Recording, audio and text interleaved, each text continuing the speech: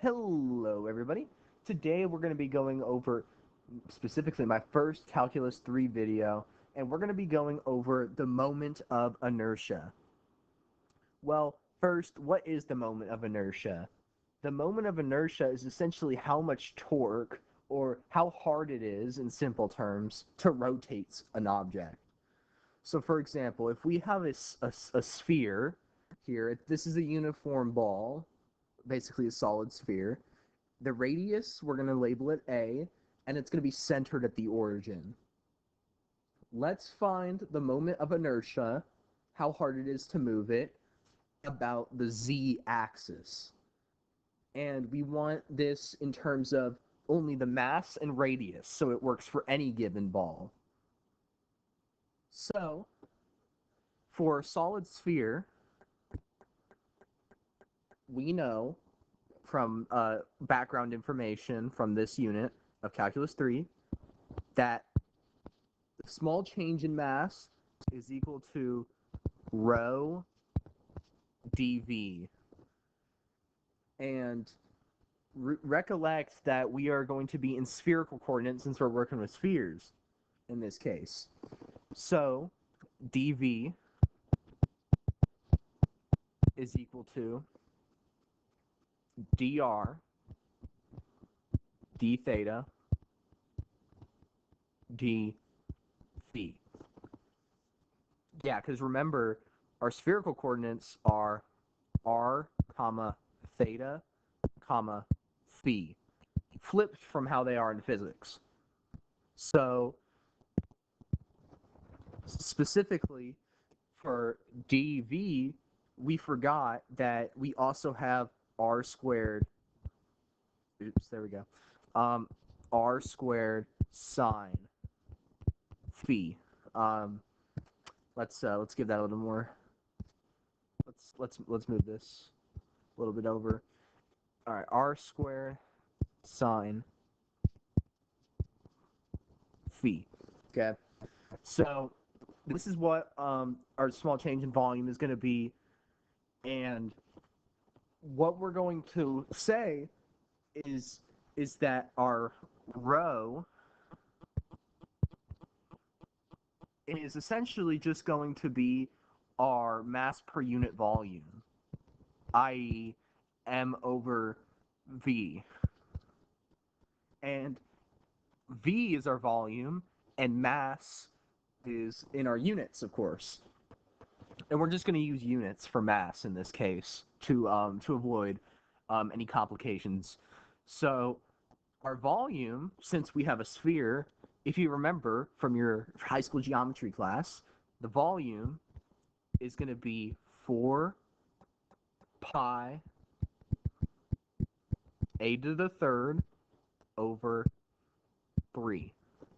Yeah, right, because we're using, let me write this a little bit better. We're using a as our radius in this case.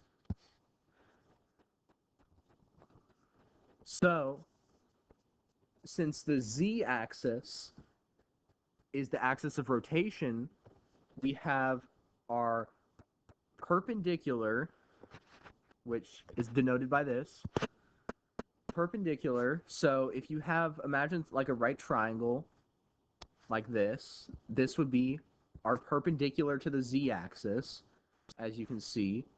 This is going to be our dm, and this is our r, and then this angle is phi. If you imagine something like this, it doesn't look very uniform, or it doesn't look very very professional, but it's good enough. So for something like this, the perpendicular, the r with the perpendicular sign, essentially means that it is the component of the sphere that is perpendicular to the z-axis, i.e. the one we're rotating around. So for example, if you were rotating about the x-axis or the y-axis, then you would place the perpendicular in the different spot.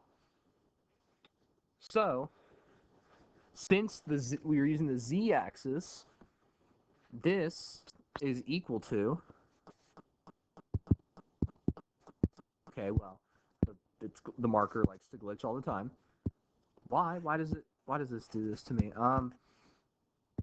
Is equal to r sine phi. Okay. As you can see, we have r and we have phi as our angle. Shouldn't have probably done that. And observe that phi is actually opposite of the side of the perpendicular r. So our polar angle, otherwise known as our zenith angle, which is denoted by phi, is between 0 and pi. And then our azimuthal angle lies between 0 and 2 pi, i.e. theta. Yeah. So these are the bounds we're going to use. Now, from the last unit, you learned how to take triple integrals and find the volume of surfaces. So let's apply that in this example. So we're going to have, let's actually first assume this, you're going to be given this, that the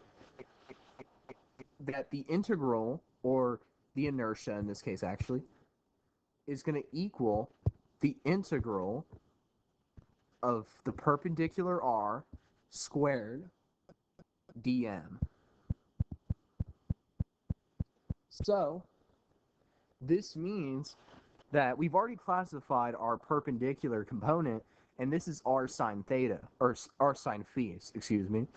So this is going to be the integral of r sine phi squared, and then our dm, remember from up here, our dm is going to equal rho dv. So now let's just take this rho and then dv. So let's just simplify this up a little bit. So if we just, let's extend the page a bit. So if we just go down here, and we know that rho is equal to m over v, and in this case our m over v is going to be constant, because remember we made m over v is our mass per unit volume, or unit mass per volume, and that's just going to be a constant number because it's a unit, so we can just take it out of the integral. So we're going to be left with the inertia is going to equal m over v, this is the case our rho, times the integral from, as we can recollect up here, we also have to note that a is between, or that r is between 0 and a, because you can't have negative radiuses or radii. So just a quick note there. It is obvious, but you know, always have to clarify. So we have the integral from r equals 0 to a, and then we have the integral from our theta equals 0 to theta equals pi over 2, or 2 pi, sorry. Because remember, our theta goes from 0 to 2 pi, because that is our azimuthal angle. And then our zenith angle, where phi equals 0, it goes from 0 to pi.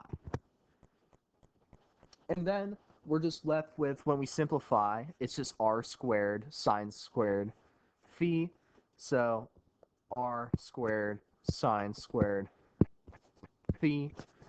And then our dv, if you recollect from up here, our dv is r squared sine phi, and then obviously dr, d theta, d phi. So let's just put that back down. So r squared, hold on a moment there, it's lagging, times r squared sine phi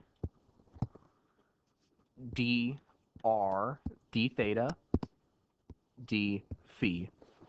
So now we have a simple integral now, a simple triple integral in terms of spherical coordinates.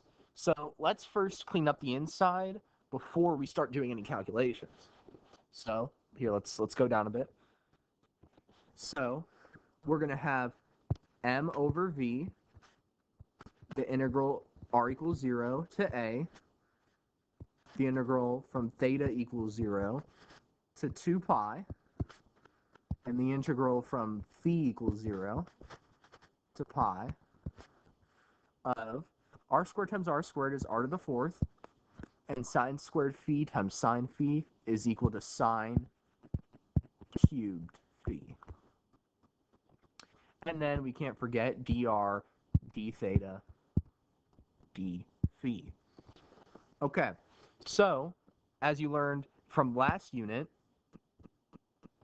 how we solve a triple integral is we're going to start with the first inside portion. So we're going to start with this. We're going to start with the first one. So dr is what we're going to start with. So we're going to have this r equals 0 to a, and we're going to apply that integral. So we just simply just do this first one. So let's use red for this one. The integral from r equals 0 to a of r to the fourth sine cubed phi dr. We're just gonna integrate it with respect to r. So all we need to worry about is just integrating r to the fourth, which in this case is very simple.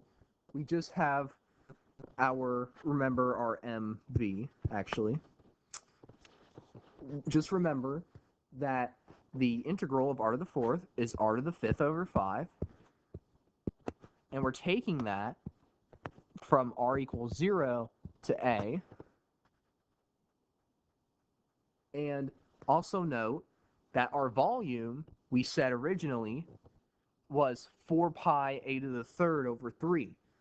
So this is going to be multiplied by m over 4 pi a to the third over 3. Okay? So simple so far. And then now let's use the sine. Let's take the sine integral this time. Or not the sine integral, sorry. The theta now, because we're going to take this portion.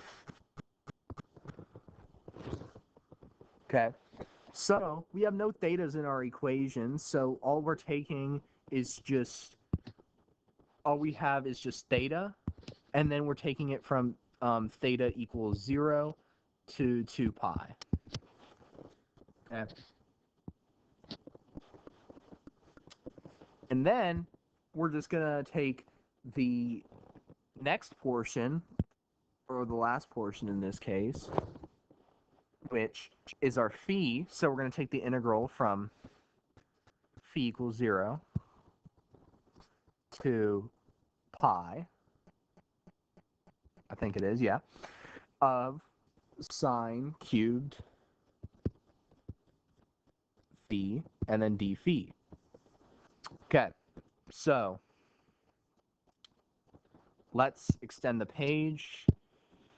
Okay, so to solve this integral here, this one's a little more complicated, but we'll have to use a trig identity and u sub. And so let's do that real quick. So the integral of sine to the third phi is equal to the integral from 0 to pi of sine, it's sine phi times 1 minus cosine squared phi.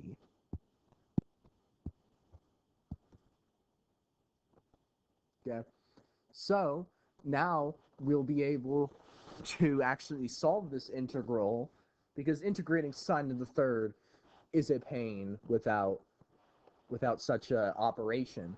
So we know that The volume of our sphere, if you can recollect, is 4 pi a to the third over 3. So we know that this integral, actually, hold on, we've got to remember our d theta, or d phi in this case, our d phi, our inertia, we're going to say that the inertia is going to equal 3m over 4 thirds a to the third, where we have a to the fifth over 5, which remember is our, which is this right here.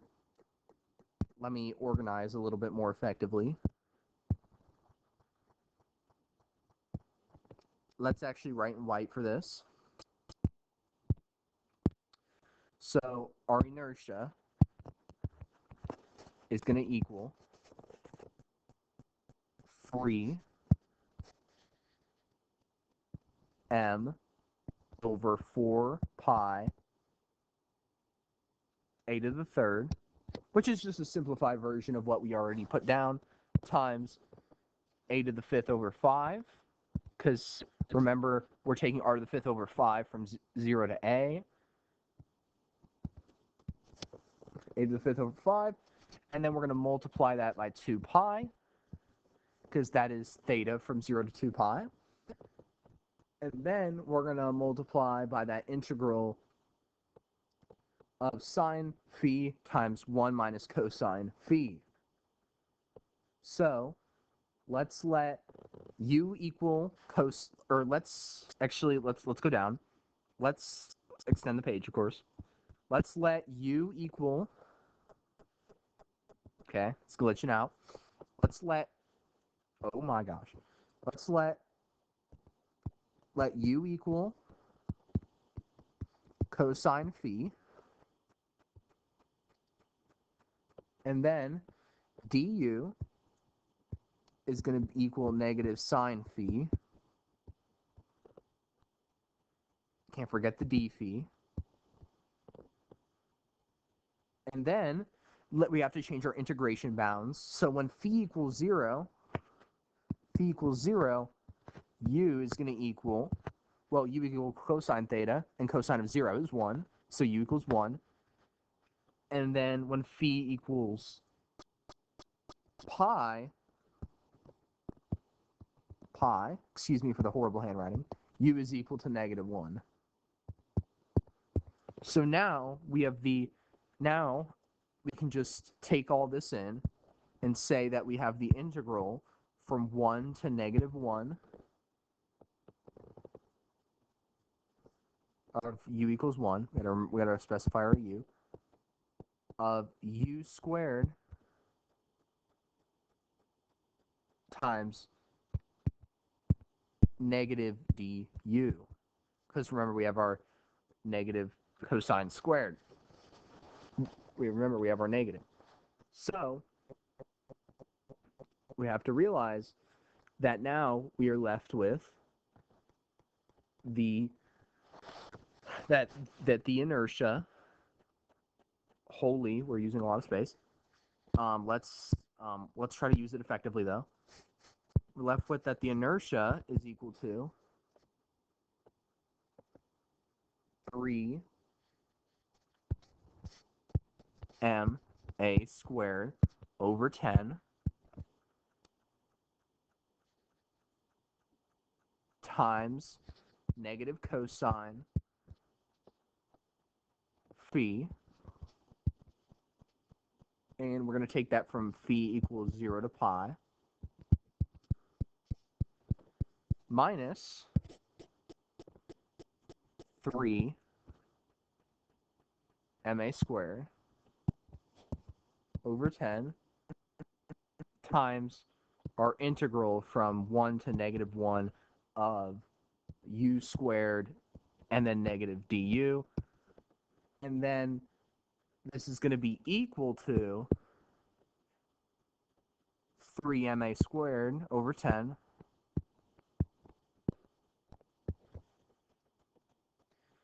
times negative cosine of pi plus 1 of, in this case, pi, and then plus 1 plus 3am squared, or nope, 3a squared m over 10 times negative 1/3 minus 1/3. So, in this case, we're left with the inertia is equal to 3ma squared over 5 plus 3ma squared over 10 times negative 2/3, because it's negative 1/3 minus 1/3. And then this is equal to 2ma squared over 5. This is, in fact, the answer to our problem. Now, I did go kind of fast there on the math, so I just want to show you what happened. So, in this case, we moved our 2 pi, we moved our 2 outside, and we moved our divided by 5 outside, and that's why we got 3ma squared over 10. And then what happened was that when we took our integral here, when we did our u substitution, we took the integral from 1 to negative 1 of u squared, which is u to the third over 3, and we got negative 1/3 minus 1/3. And then we essentially evaluated our integral of right here. And remember, we also had negative cosine of phi from 0 to pi, and we got this here. We got this. And we evaluated that, and we found out that 3ma squared over 5 plus 3am squared over 10 times negative 2/3, and this is going to end up equal to 2ma squared over 5. So this is the formula for the moment of inertia of any given mass and any given radius a of a sphere. So let's go back up and observe our problem. Let's say that our radius was a. Let's say our radius was, let's use white. Let's say that r equals, let's say 10.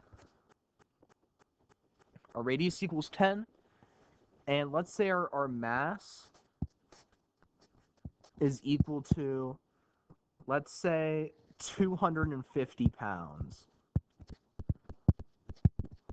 Okay, so this is somewhere around 110 kilograms in the metric system, but I will use the imperial system here. So if r equals 10, that means that we're going to have essentially our moment of inertia is going to be 2 times 250 pounds times the radius equals 10, and in this case, let's use feet. We're going to use feet times 10 feet, and then over 5. So let's just simplify some things. Let's do,